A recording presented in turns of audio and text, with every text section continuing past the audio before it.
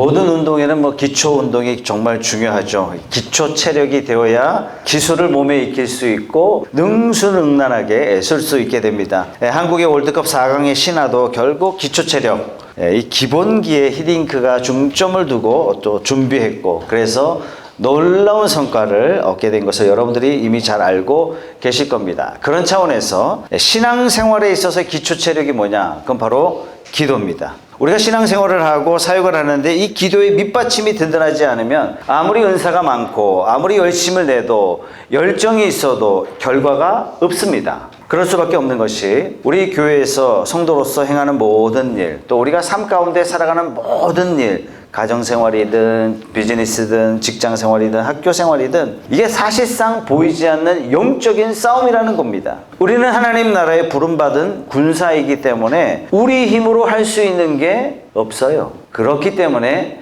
기도 없이는 불가능하다 하는 겁니다. 예를 들어서 목장 모임만 해도 그렇습니다. 가정을 오픈한다는 것 쉬운 일입니까? 어려운 일입니다. 내 내면을 드러낸다는 것, 허물을 드러내고 나눈다는 것, 매주 식사를 대접하고 섬긴다는 것, 하나님의 은혜 아니고는 불가능한 일입니다. 그런데 불과 얼마 되지 않아서 서로 신뢰하고 목장을 사랑하고 목자 목녀가 목원들을 사랑으로 섬기고 정말 감사한 일이에요. 하나님께서 우리에게 해주신 일입니다. 이제는 우리 교회가 밖으로 좀 뻗어나가야 되겠다 이런 생각을 하게 됩니다.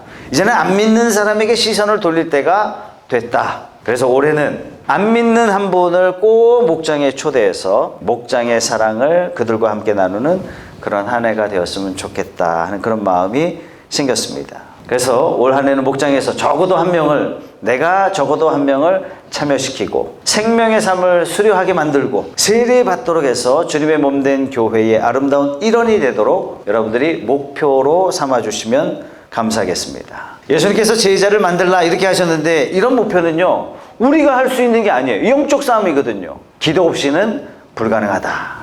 요즘 기독교에 대해 대단히 부정적입니다. 어떤 종교를 갖는 거에 대해서 사람들이 싫어합니다. 대부분의 사람들이요 평일 주말 할 것 없이 너무 바쁘게 지냅니다. 성도가 된다는 게 어쩌면 불가능한 시대를 우리는 살아가고 있는 게 아닌가. 그렇다면 기도 없이는요 전도 안 돼요.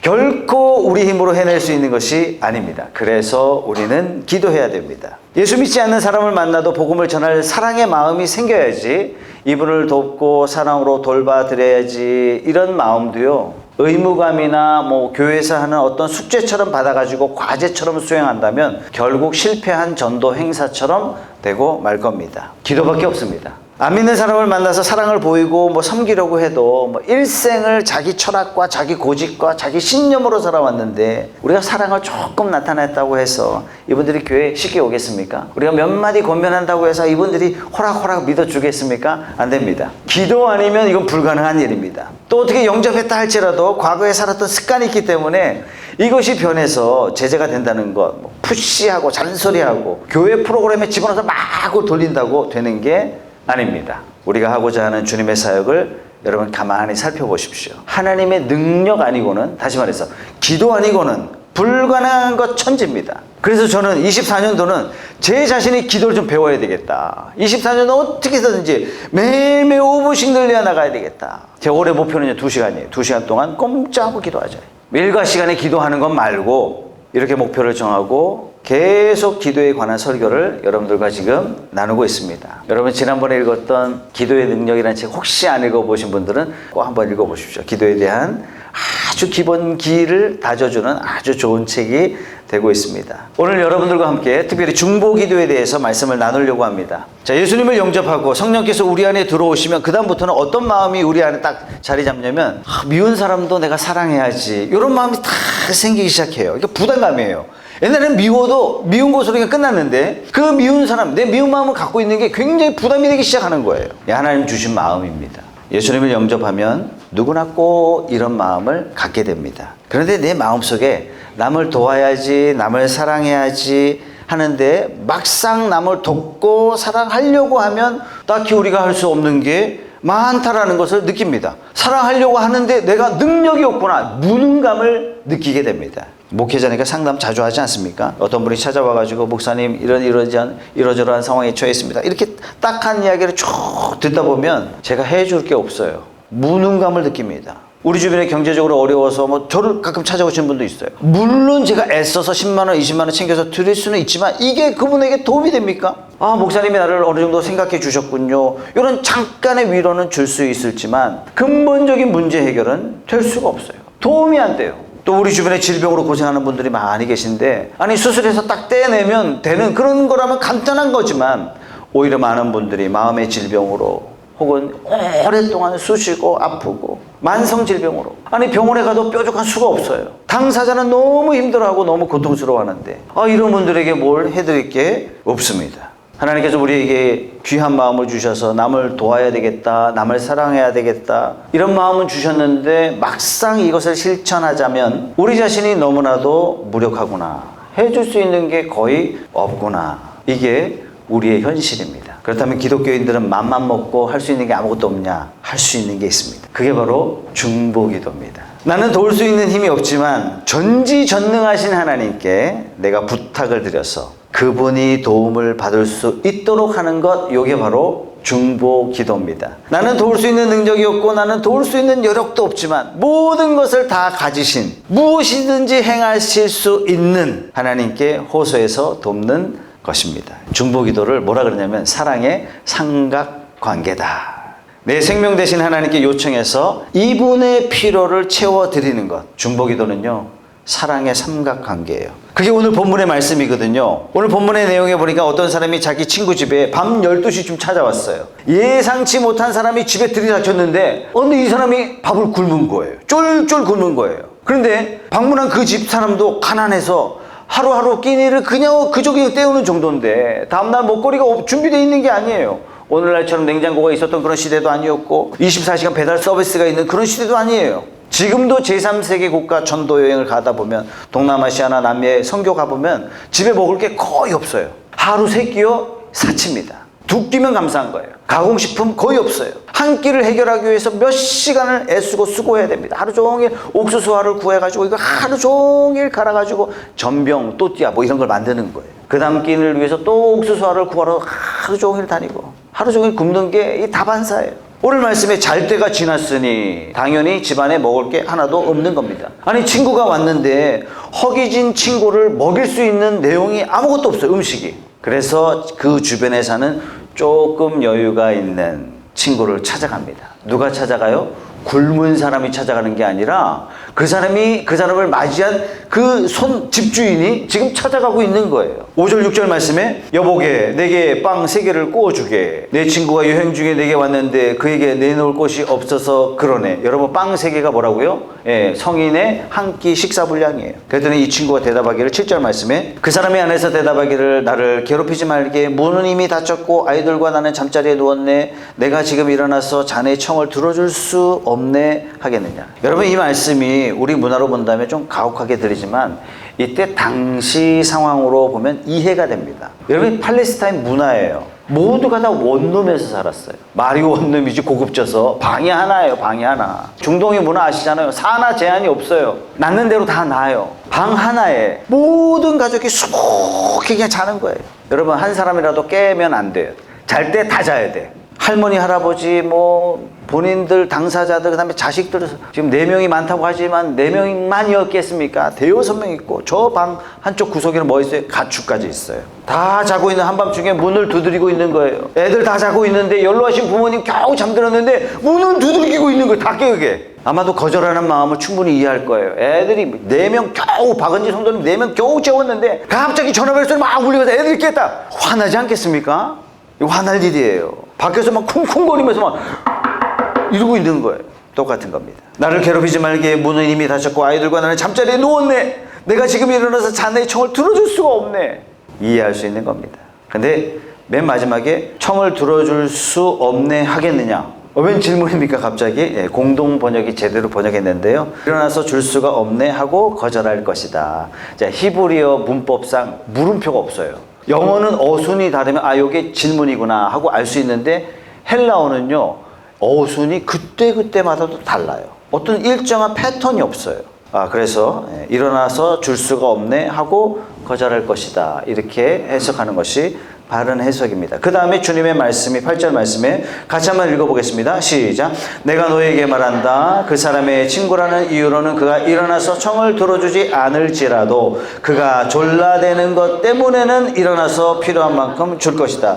거절이죠. 예, 거절인데도 이 사람은 계속 두들기고 있는 거야. 지금 이 시간 밥을 안 주면 안 돼. 빵 3개만 제발 주게, 제발 주게. 멀리서 친구가 이 늦은 시간에 밥도 안 먹고 찾아왔는데 빵 3개만 주게, 제발. 이렇게 계속해서 두드리니까 아니 이 사람이 귀찮아서 준다는 얘기야. 관계 때문에 주는 것이 아니라 귀찮아서 할 수 없이 안 줬다가는 다 깨울 것 같으니까 귀찮아서 필요한 만큼 빵을 준다는 얘기입니다. 자, 그래서 이 예화를 통해서 주님께서 우리에게 교훈을 이렇게 주셨어요. 9절 말씀. 내가 너희에게 말한다. 구하여라. 그리하면 너희에게 주실 것이다. 찾아라. 그리하면 찾을 것이다. 문을 두드려라.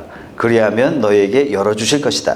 이렇게 말씀하시면서 비유를 끝내셨어요. 자, 이 비유에서 하나님은 주기 싫으실지라도 우리가 자꾸만 기도하고 달라고 하면 하나님은 결국 귀찮아서라도 응답해 주신다. 이렇게 해석하면 빵점이에요. 하나님에 대해서 무지한 사람이에요. 그런 비유로 말씀해 주시면 아니죠. 예수님의 주님이 가끔 아주 정반대의 것을 통해서 비유로 말씀하실 때가 굉장히 많습니다. 11절이 비슷한 예죠. 너희 가운데 아버지가 된 사람으로서 아들이 생선을 달라는데 생선 대신에 뱀 줄 사람이 어디 있으며 달걀을 달라고 하는데 정갈을 줄 사람이 어디 있겠느냐. 너희가 악할지라도.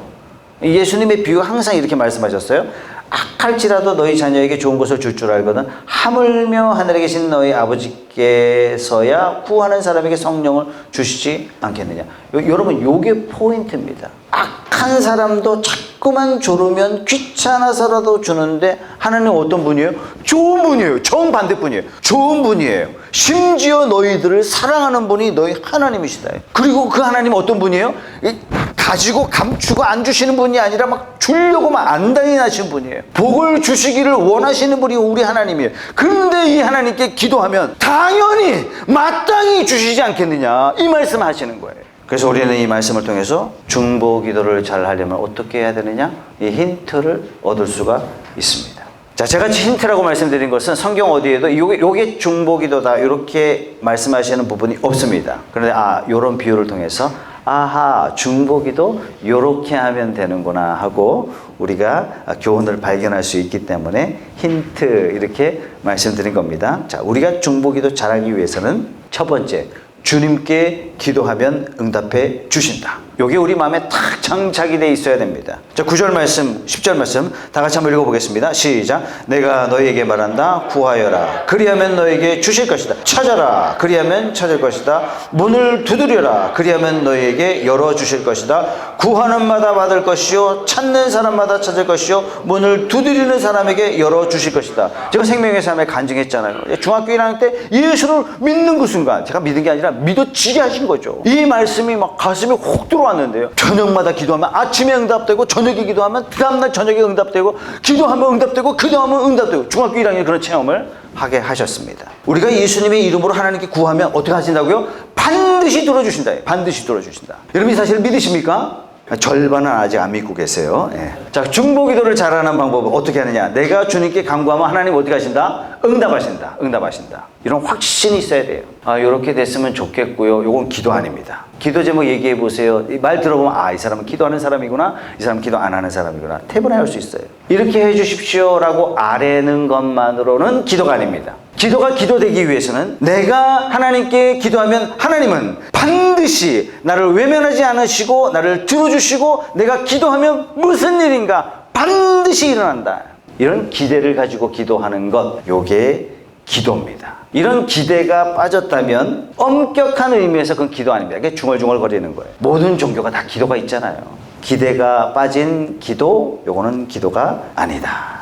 하나님 모르는 사람도 아주 위급한 상황 닥치면 어떡합니까? 아이고 하나님 도와주십시오. 이렇게 기도한단 말이에요. 기도가 기도되기 위해서는 첫째, 하나님은 살아계시고 둘째, 하나님은 주시기를 기뻐하시고 하나님 또 나를 너무 사랑하셔. 여러분 이런 마음이 있어야 돼요. 또 하나님은 주님의 이름으로 기도하면 내가 응답하겠다라고 나에게 약속하셨다. 그래서 내가 드리는 기도 절대로 무시당하지 않는다. 내 기도하면 하나님 반드시 들어 응답하신다. 이런 기대감을 갖고 기도하는 것.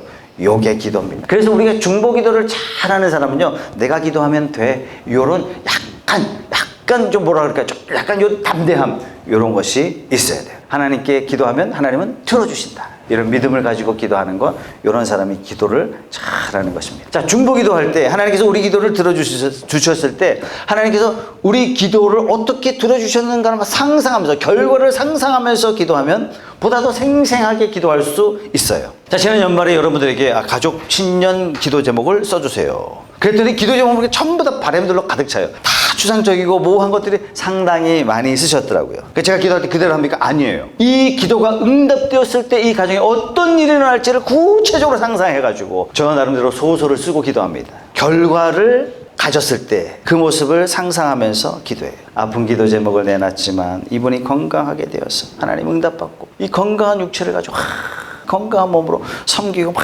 기뻐하면서 막 땀 송송송 이게 맺혀 그런 모습들을 막 상상하면서 기도한단 말이에요. 결혼 생활에 어려움을 가지고 기도하는 부부를 위해서 기도할 때 이 부부가 서로 사랑하는 모습을 상상하면서 기도해요. 저는 그 사람이 막 가족 자녀들이 막 흘러넘쳐서 막 아이들 마음에 막 자존감이 막 풍성해지는 모습 상상하면서 친지들에게 막 지인들에게 만나는 사람한테 막 넘치도록 막 그 사랑 막 부어주고 막 하나더라도 더 챙겨주고 막 온 가족이 모여가지고 그리스도의 사랑으로 뭉쳐가지고 막 찬양하는 모습을 상상하면서 하나님 이 가정을 사랑이 넘치는 가정이 되게 해주세요.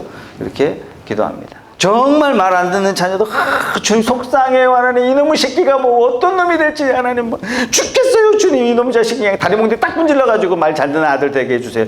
그렇게 기도하지 마시고 말 잘 듣고 훌륭하게 성장한 그런 모습을 상상하면서 하나님 이런 아들 되게 해주세요. 이런 아들 되게 해주세요. 이런 딸이 되게 해주세요. 하나님 응답받았을 때 그 모습을 꿈속 이제 머릿속에서 그리면서 기도하는 것이 믿음으로 기도하는 것을 돕는 역할을 하게 됩니다. 자, 하나님께 기도드리면 무슨 일이 반드시 생긴다, 이런 기대감을 가지고 기도해야 됩니다. 자, 두 번째, 중보 기도를 잘하기 위해서 그 두 번째는 뭐냐면 상대방의 문제가 내 문제가 돼야 그 기도를 잘하는 겁니다. 자, 부자 친구 집에 와서 문을 두들기고 있는 사람은 멀리서 온 허기진 당사자가 아닙니다, 여러분. 두드리는 사람이 배고픈 게 여러분 아닙니다. 이 사람이 빵이 필요한 게 아니에요, 여러분. 이 사람이 체면을 무릅쓰고 문을 두드리는 이유는 자기가 필요해서가 아닙니다. 친구 때문에 지금 이러고 있는 거예요. 중보 기도를 잘하는 사람은 그 사람의 기도 제목이 그 사람의 문제가 내 문제가 될 때 기도는요 절박하게 기도할 수밖에 없어요. 여러분들 기도 제목 받아 새벽에 기도하는데 이거 너무 중요한 기도 제목인데, 너무 절박한 기도 제목인데 평상시 그분을 보면 아무 문제가 없는 것처럼 사셔. 왜 그럴까? 어쨌든 남을 위해서 기도하는 거, 그래서 내 문제가 되어서 기도하는 거기 때문에, 절박하게 기도하는 거기 때문에 힘듭니다. 중보 기도는요 노동이에요. 피로감을 많이 느낍니다. 특별히 아픈 분들을 위해서 기도할 때는요 몸이 많이 힘든 것을 기도하고 나면 깨닫습니다. 어떨 때는 허리가 부러지는 것 같아요. 기도하는데 막 허리가 부러지는 것 같아요. 그분의 문제가 나의 문제가 되어서 기도하면 내 문제가 되어서 기도가 되는 겁니다. 내 문제를 해결해 주셔야 됩니다 라고 마치 이렇게 기도하는 것, 이것이 바로 중보 기도다 하는 겁니다. 여러분도 가끔 그런 경험 하실 때가 있을 거예요. 남의 이야기를 들었는데 마치 내 문제처럼 막 느껴질 때가 있어요. 그때는 하나님께서 그 사람의 문제를 가지고 네가 중보 기도해라, 너의 중보 기도를 통해서 내가 역사하겠다라고 하나님께서 사인을 주시는 거예요. 어떤 사람들은 이야기를 듣다 보면은 아유 좀 안 됐네 이러고 마는데, 어떤 분은 이야기를 듣는데, 상황을 듣는데 가슴이 철렁 내려앉는 거예요. 그냥 아이고 이렇게 해서 어떻게 사나, 큰일 났네, 이런 절박감이 느껴진다면 하나님께서는 그 사람에게 그 문제를 너의 문제로 안고 중보 기도해라, 내가 너를 통해서 일하겠다, 하나님께서요 그런 사인을 우리에게 주시는 겁니다. 그러니까 중보 기도는 한마디로 당신의 문제가 아니라 이제는 내 문제입니다. 내가 배고픈 게 아니라 당신이 배고프지만, 당신이 끼니를 걸렀지만 마치 내가 배고픈 것처럼, 내가 끼니를 걸은 것처럼 내가 양식을 찾아 나서겠습니다. 이게 바로 중보 기도입니다. 남의 문제가 아닌 것, 내 문제다 하는 이 절박감을 가지고 기도하는 것, 이것이 바로 중보 기도를 잘하는 방법 중에 하나입니다. 자, 세 번째, 우리가 중보 기도를 잘하기 위해서는 뭐가 따라야 되냐면 희생이 따르는 기도가 돼야 됩니다. 자, 여기 남의 집에 가서 빵을 얻으려는 사람을 자세히 보세요. 어떤 사람은 일어나기를 귀찮아서 거절하는데 이 사람은 오밤중에 일어나서 걸어서 자기 또 다른 친구 집에 가가지고 문을 두드리고 있는 겁니다. 희생이에요. 편안함을 희생했어요. 자기도 자면서 피로를 회복해야 되는데 피로 회복을 희생했어요. 여러분, 그것뿐입니까? 여러분이 친구 집에 가서 뭔가를 좀 돈을 좀 빌리려고 하는데 그 안에서 여러분 친구가 이런 얘기예요. 여러분들에게 나를 괴롭히지 말게, 이미 문은 닫혔고 애들은 이미 자고 있고 내가 자네 청을 들어줄 수가 없네. 이 말을 듣는 순간 여러분 어떤 생각이 드시겠어요? 쉐이가 내 친구인가? 이런 생각 안 들겠습니까? 다시는 저희가 내가 만나나 봐라, 이런 생각 안 들겠습니까? 나 자존심 버리고 찾아와가지고 무릎 꿇는 마음으로 도와좀 주게 이렇게 얘기했는데 쌩 같다, 저 인간 내가 다시는 만나나 봐라, 이런 마음 안 들겠습니까? 저는 그런 생각 들 것 같아요. 왜요? 이게 모욕감이에요. 거절감은 모욕감으로 이어지기 때문에 그렇습니다. 근데 이 사람은 자기 자신의 굶음 때문에 그런 것이 아니라 자기를 찾아온 친구가 밥을 굶었기 때문에 자신의 명예도 자존심도 희생하고 요청하고 있는 겁니다. 이 사람이 자꾸 두드리는데 자꾸 달라고 하니까 그러다가 친구를 잃어버릴 상황이 생긴 거예요. 안 된다고 하는데도 자꾸 와가지고 귀찮게 하면 어떻게 해요? 절교죠. 난 다시는 그런 인간 안 만나, 이렇게 내가 대우받을 수 있단 말이에요. 친구 때문에 잘못하면 이웃을 잃어버릴 희생을 감수하면서 지금 요청하고 있는 겁니다. 우리는 정말 내 기도를 통해서 이웃의 필요를 채우는 중보 기도를 제대로 하려면 어떻게 기도해야 된다? 내가 희생을 감수하고 기도해야 돼요. 목사님, 시간 날 때 제가 기도하겠습니다. 이런 사람 기도 안 하는 사람이구나. 그냥 말죠. 그냥 바쁘지만 시간을 내서 기도할 때 이게 진짜 기도예요. 너무 바빠서 시간을 낼 수 없으니까 어떻게 해요? 아침에 잠 줄이고 새벽에 기도하는 겁니다. 이 기도가 중요한 문제이기 때문에 내가 식음을 전폐하고 금식하며 희생하며 기도하는 겁니다. 여러분, 희생 자체가 능력은 아니지만 이런 희생은 이웃을 향한 나의 사랑을 나타내요. 그래서 우리가 남을 위해서 중보기도를 잘 하려면 희생이 들어간 기도가 돼야 됩니다. 중보기도는요, 일입니다. 중보기도는 노동입니다. 제가 참 곤란한 게 있는데 오늘 처음 만난 사람이 목사님 중보기도 해주세요, 이런 말을 하면 조금은 당황스러워요. 그렇다고 형식적으로 네 하는 것도 좀 그렇습니다. 마치 이런 거는 처음 만난 사람이 목사님 시간 20분만 좀 꺼주세요, 이런 말하고 똑같은 거예요. 이런 분들은 기독교의 문화는 접해봤지만 기독교인은 되었지만 중보기도가 얼마나 정성이 들어가고 희생이 들어가는지 모르고 있는 분이구나. 그래서 대답을 대체적으로 얼부분입니다. 우리 교인들을 위해서 기도하지 왜 당신을 위해서 기도해요? 여러분, 중보기도는요, 희생이 들어가야 됩니다. 네 번째, 중보기도를 잘 하려면 끈기가 있어야 됩니다. 자, 이것이 예수님께서 말씀하신 중요한 포인트 중에 하나거든요. 자, 8절 말씀 다 같이 한번 읽어볼게요. 시작. 내가 너에게 말한다. 그 사람의 친구라는 이유로는 그가 일어나서 청을 들어주지 않을지라도 그가 졸라대는 것 때문에 일어나서 필요한 만큼 줄 것이다 하면서 이렇게 기도해라. 9절 말씀 시작. 내가 너에게 말한다. 구하여라. 그리하면 너에게 주실 것이다. 찾아라. 그리하면 찾을 것이다. 문을 두드려라. 그리하면 너에게 열어주실 것이다. 구하는 사람마다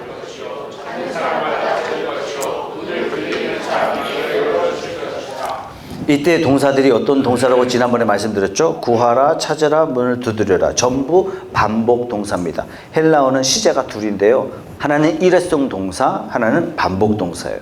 이 반복 동사를 썼단 말이죠. 계속해서 구하여라, 계속해서 찾아라, 계속해서 두드려라. 그러니까 중보 기도의 응답을 받기 위해서는 어떻게 해라? 계속해서 기도해라.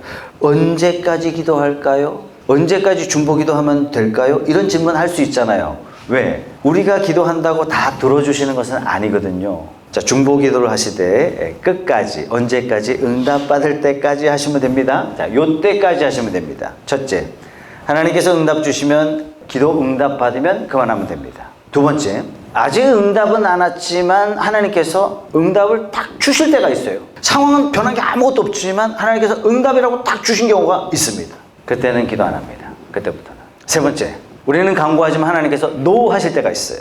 그때는 기도 그만합니다. 네 번째, 중보 기도하는데 너무 힘들어요. 정말 힘들어요. 이 사탄과 싸움이 영적 싸움이기 때문에 힘든 게 아니라 그런 것보다도 그냥 기도 자체가 힘들어요. 그때는 기도 안 합니다. 하나님께서 원치 않으시는 것이구나. 다섯 번째, 이단에 빠진 사람을 위해서는 기도 안 합니다. 요한 1서에 성경에 나와 있어서 다음에 한번 시간이 되면 한번 나누겠습니다. 자, 중보 기도 요청을 받으면 기도할까 말까 고민하지 마시고, 여러분들이 기도 부탁을 받으면 그 기도 제목 놓고 마치 내 기도 제목인 듯 여러분들이 응답받을 때까지 기도하시면 됩니다. 자, 원칙적으로 성도는 기도 응답받을 때가 신기한 게 아니라 기도 응답을 못 받았을 때가 그게 이상한 거다라고 말씀을 드렸습니다. 왜냐? 하나님은 우리를 사랑하시고 우리는 하나님 그분의 자녀예요. 하나님은 우리가 막 기도 응답 받아가지고 발쩍발쩍 뛰고 막 기뻐하는 걸 너무 좋아하세요. 하나님은 주기를 원하시는 분이십니다. 하나님께서는 예수님의 이름으로 기도하면 무엇이든지 응답해 주겠다라고 약속해 주셨고, 그래서 우리가 기도하면 응답받는 게 너무나 당연한 거예요. 너무나 당연한 거예요. 신앙생활을 오래 했는데 내가 응답받는 게 별로 없다. 회개하셔야 돼요. 그래서 하나님께서 분명히 노하시는 것을 제외하고는 하나님께서는 우리 기도 들어주신다. 우리는 이 사랑의 삼각관계, 우리의 도움을 필요로 분들, 우리는 직접 도울 수는 없지만 전지전능하신, 모든 것을 아시는, 모든 것을 주관하시는, 우리를 사랑하시는 하나님께 호소해서 나의 사랑하는 사람, 나의 이웃의 필요를 채울 수 있습니다. 이것이 바로 중보기도의 힘이고, 이것 다른 말로 사랑의 삼각관계. 여러분, 중보기도는 쉬운 게 아닙니다. 희생이 들어가야 됩니다. 그러나 희생이 들어가지만 우리는 중보하며 기도해야 됩니다. 목사에게 주신 특권이라고 저는 생각해요. 중보기도는 목사의 책임이라고 저는 생각하고 목사의 의무라고 생각합니다. 목자 목료를 이번에 세웠습니다. 목자 목료 왜 세웠어요? 기도하라고 세운 겁니다. 이분들이 긴장하셨어요. 기도하려고 두 분이 애쓰고 있습니다. 그래서 얼마나 감사한지 모릅니다. 어떤 분이 회사에서 막 인정받으면서 이분 때문에 회사 매출도 막 일어났어요. 연말 심사, 승진 심사 때가 딱 됐습니다. 누군가 말 한마디만 딱 넣어주면 돼요. 그런데 자기 친구가 사장 아들이에요. 얼마나 좋아요. 뭐 하지 않았던 결과를 거짓말로 만들어내라 이런 것도 아니고, 할 수 없는 걸 할 수 있다라고 거짓말하라, 과장하라 이런 것도 아니고, 있는 그대로만 이야기해주면 되는 거예요. 그런데 이 사장 아들이 침묵하고 있다면 많이 서운하겠죠, 그죠? 딱 말 한마디만 거들어주면 돼요. 이 친구가 이런 일을 했습니다. 더 이상 필요도 없어요. 애써서 승진시킬 필요도 없습니다. 여러분, 이게 바로 중보 기도입니다. 우리는 비록 힘이 없지만, 비록 우리는 해결할 능력이 없지만 중보 기도라는 이 엄청난 도구가 있는데, 여러분 주변 사람이 고생하고 있는데, 여러분 주변 사람이 지금 아파하고 있는데, 지금 여러분 주변 사람들이 도움을 필요로 하고 있는 것을 보고 있으면서 하나님의 자녀가 여러분들이 됐으면서도 불구하고 좋으신 하나님 아버지께 중보 기도하지 않는다면 이건 직무유기입니다. 여러분 목장에서 진심으로 합심해서 중보 기도하시고 수요 기도에 나오셔서 열심히 중보 기도하시고, 지난주 수요 기도에 엄청나게 많이 나왔어요. 푸른숲교회 설립 이후 최고로 많이 나왔습니다. 이번 주에도 많이 나올 거라 저는 믿고 있습니다. 여러분 오셔서 부족한 저를 위해서 기도 많이 해주시고, 특별히 우리 푸른숲교회 편찮은 분들이 참 많거든요. 막 기도하는 거예요. 기도하고 그 주에 얼굴 보고 확인하고 하나님 얼마나 변화시켜주면서 몸이 좀 어떠냐고 물어도 보고 또 기도하고. 여러분들이 하나님의 자녀가 됐기 때문에 주님의 이름으로 기도하면 하나님께서는 무엇이든지 내가 응답하겠다 약속하셨기 때문에, 우리는요 뭘 가지고 있냐면 기도의 능력을 가지고 있는 거예요. 이 능력을 가지고 있으면서 이 능력을 쓰고 있지 않다면은 이거야말로 직무유기고 죄가 아니고 뭐겠습니까? 우리가 중보 기도하면요 하나님께서 내 삶의 기도의 제목들을요 알아서 해주세요. 우리 푸른숲교회 목장마다 예배마다 기도의 불길이 활팔 타오르는 놀라운 역사가 우리 교회에 일어나길 주님의 이름으로 소원합니다.